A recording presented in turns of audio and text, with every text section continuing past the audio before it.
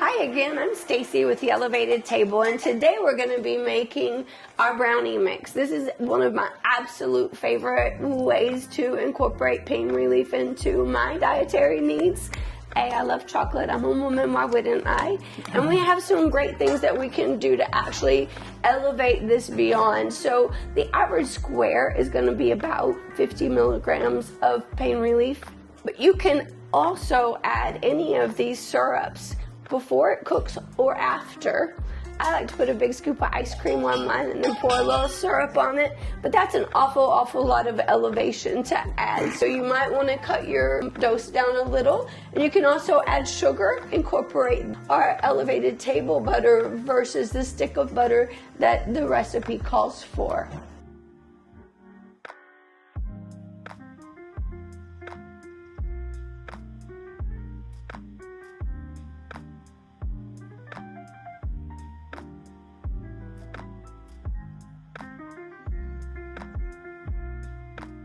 I am a 57-year-old blonde Polish chick, because Coach Ditka of the Bears actually termed me that about 20 years ago.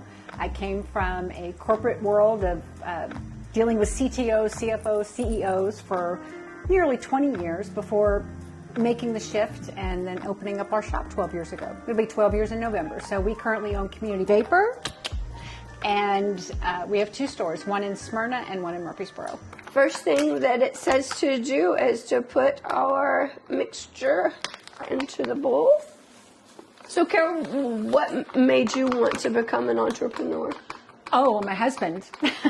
My husband, Mark, we met in 2011, and at the time we were both smokers.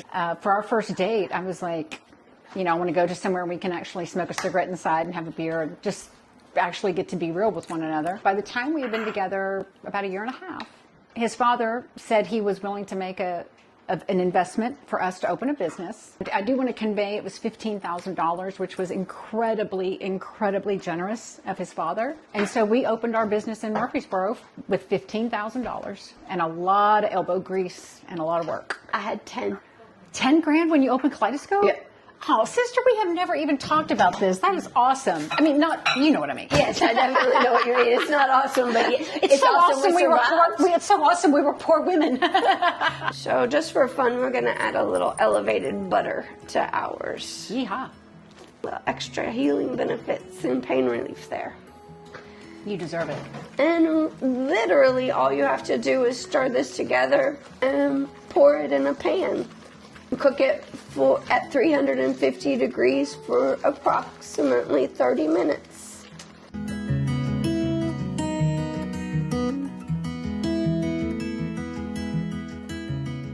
So my meeting Chase was the most amazing act of fate ever. How did you meet Chase? He came in for a job interview literally right before we had to shut down. And I don't know, something about him and that just connected something, and my heart led me to invite him to come here. Put him up for a couple of weekends. He met Mary Ruth, my wife, and they love each other. Of course they do. Let's just be real, Stacey. Can I just take 1 minute to say my first impressions of meeting Chase? I walked into your table and I introduced myself to him, and I asked him who he was. He told me he was an artist, a songwriter. So we had this whole great songwriting conversation. And before you would even come back into the room, I'm like trying to tell him about my friend Mark Irwin, who I've known for about 30 years, who's very prolific in songwriting. I had the heart instantly, in less than 5 minutes. And your heart, this is just who we are. Right. And the world needs more of it. So incredibly grateful that happened. And Teresa, would you mind joining me, please? Teresa, who left her very loving and supportive husband and child to come here. She is my best friend. She's my personal assistant, my ride or die rock. And they both followed me here, believing in this and in what I want to create, and we all share the vision, and we have all worked together, and we have fought together. We've dug in. Yes, we've got some bruises, but it has been such an amazing adventure, and I can't wait to see what there is to come. We're gonna pop this in the oven at 350 degrees for about 30 minutes. I am supposed to do something to legitimately help you and to help Chase and to help Teresa. And the only thing that I have is time. And the only time that I have, I just want to offer it to you guys first. Okay. I'm feeling the sanctuary here right now. And I'm very tapped into the spirit, sister. And yes. I want to help you in whatever way that I can, and so that Teresa can get home with her family and have They're time. coming here. They're going to move here too?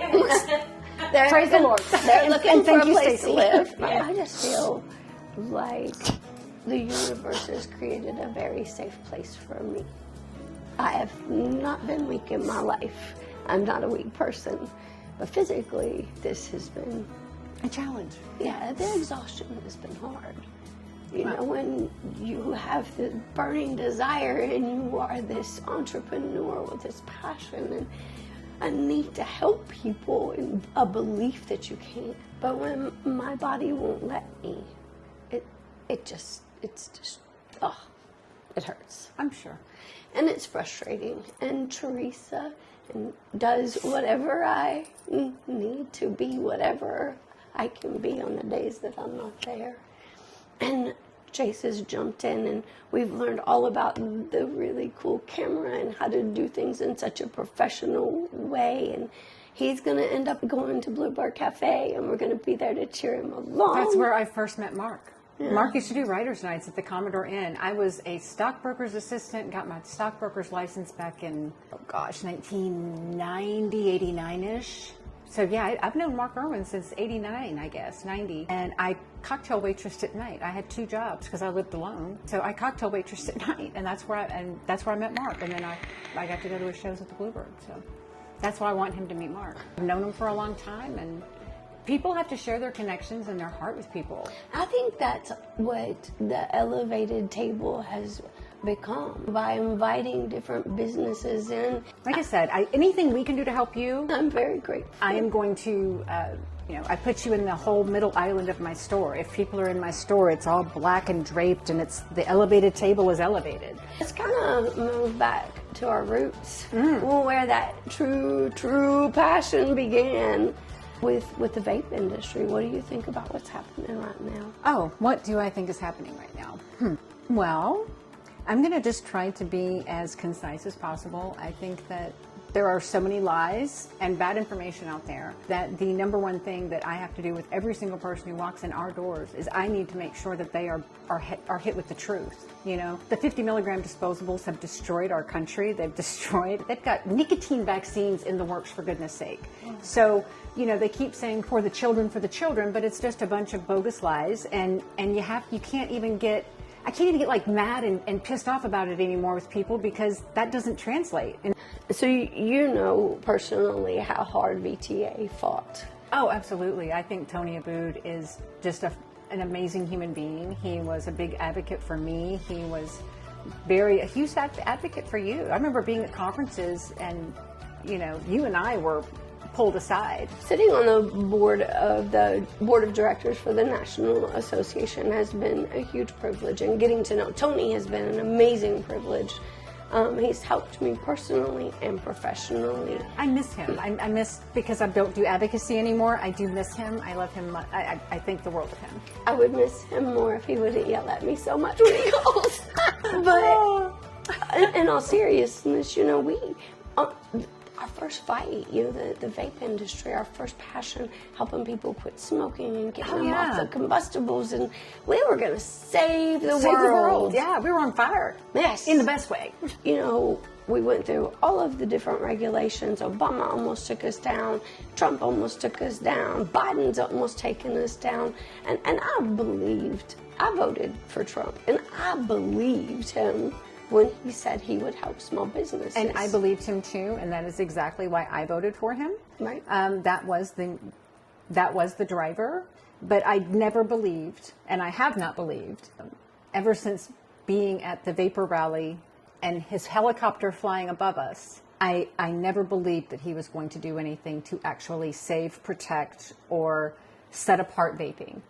Because the machine that runs America is massive corporate greed and the people behind that. I agree. So, and we are the little guys, and we are left out to suffer. And I guess, unlike you, I firmly believed Trump when he said it. I believed that Trump was for middle America. I believed that Trump was going to save small businesses. And I just want to ask you a question. And then, since Trump took office, how has that improved or damaged your business in any way, shape, form, or fashion? And it hasn't affected it at all. It is a completely acceptable answer too. Once Trump got in, I think we did see a little uptick in people who did come into the shop. Fair. And I think that lasted for, I really have no sense of time. My husband loves to say the other day. So it lasted until the other day, basically. But other than that little initial positive surge, there hasn't been any. Have you seen any regulatory relief? I have seen zero regulatory relief. We have been persecuted to death at this point.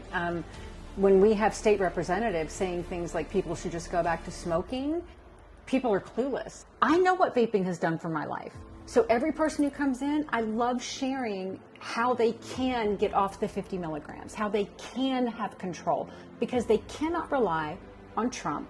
They can or pray anyone for him. else, apparently. They can pray for him, but that's all they can do, because they're not going to do nothing. They're all useless, both sides of the aisle, and I will die on that hill gladly. They're all useless. That is one thing that you and I 100% agree on. You know what they're not useless at? Sticking their hand out for that check. Oh no, they get that. They don't care about. They don't say blood money. The master settlement agreement money. The blood money is still pouring in, and the fact that even the data proves that teenagers aren't smoking. I started smoking as a teenager. Okay, we had a smoking area in our high school. Yes, I remember that we did. And this is going up through 1986. It's ridiculous that we know kids aren't smoking. And instead of realizing that kids are not walking into 7-Eleven and definitely not a vape shop and acquiring vapes. What they're doing, quite frankly, they have lazy, irresponsible parents, and I will call them out on it. I've had parents come in and try to buy them for their kids in my store. Exactly. I'm so blown away. And they're like, well, it's better than them smoking. And I'm like, well, how about if you parent? That'd be something. How about that? My daughter is a cannabis user. My son is not. They are 22, almost 23, and 24 years old. I support the product because I have seen it benefit vets. I have seen it benefit elderly. Most of my customers are between 40 and 75. The government's going to say, oh, you can't smoke a flower that God made, but you can go to Pfizer or Big Pharma and you go to a liquor store. Go to the liquor store, have yourself a ball. We want to promote all this other stuff, but my basic right on what I put into my own body, I'm sorry, you've infringed on my rights. And they are infringing on our personal, our most sacred personal rights and what we put into our bodies. Exactly. Keep it out of the hands of kids. I agree 100%. Absolutely. And anybody who's found giving it to them, providing it to them, should get a fine.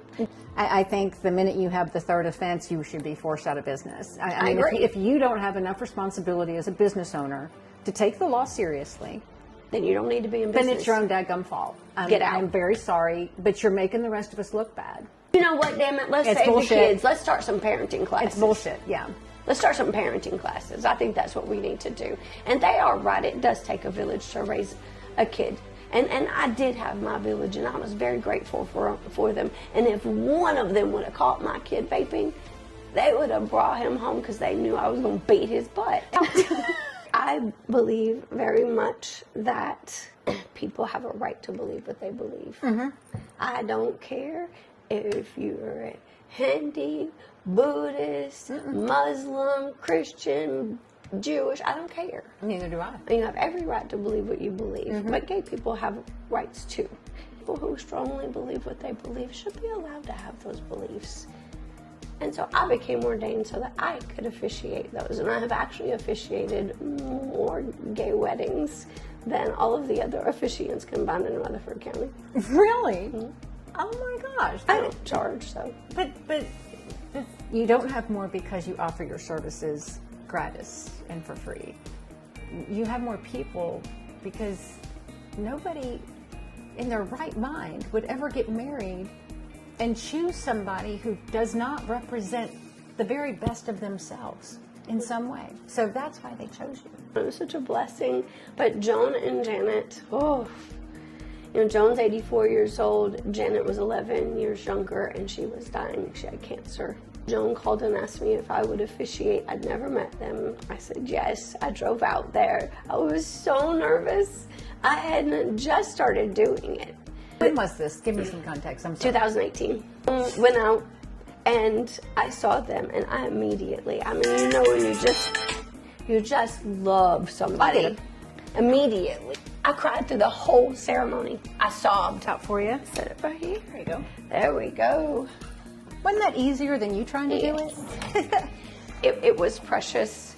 Janet eventually passed away, and Joan became a very, very beloved friend. My wife knew her but didn't know her well. Mm-hmm. And I was on an airplane headed to California when Joan called and said, Janet's passing, if you want to come.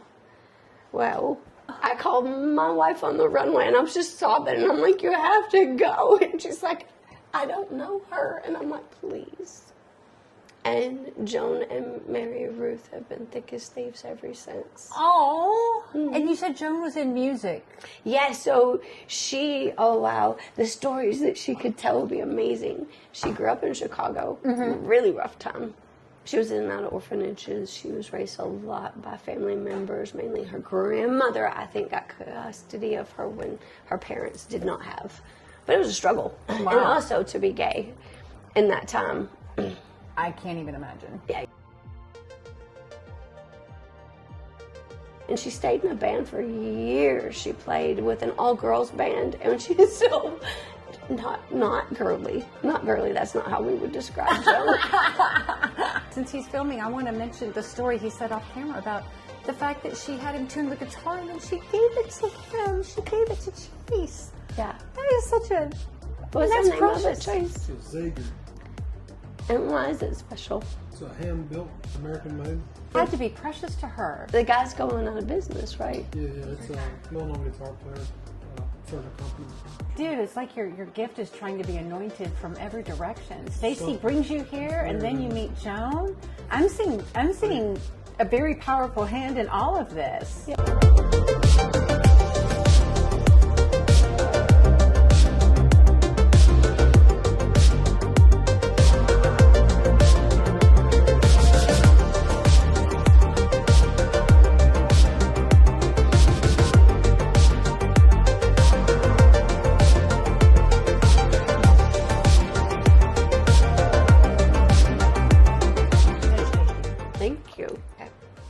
What can I do to help? I mean, like, when you think about what your needs are right now, what's your biggest need? Because maybe there's a way I can help. My biggest need is just my biggest love, and that's helping people. I'd like to bring as many small business owners in and just give them a voice and a platform to be able to boost their business. That's what you want to do. You've watched what I'm doing at Community Vapor in Smyrna. We have some awesome people. We can get Temple Love Juice out here. Mila's fantastic. She will love it.